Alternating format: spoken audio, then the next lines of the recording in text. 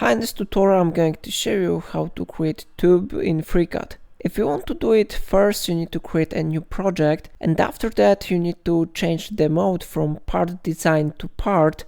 It is very important to do it because after that you will see here more available options. So now we need to move our cursor to the left upper corner and we need to find here this one option. It will let you to create tube in FreeCAD. So I click on it, then tube will be successfully created here.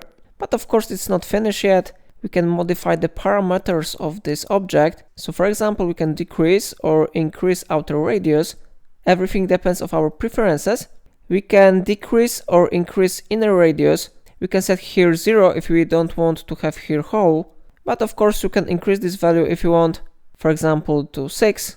And I'm going to increase height maybe to 20. So this way you can easily modify parameters of tube. If you will finish it, you need to click OK button.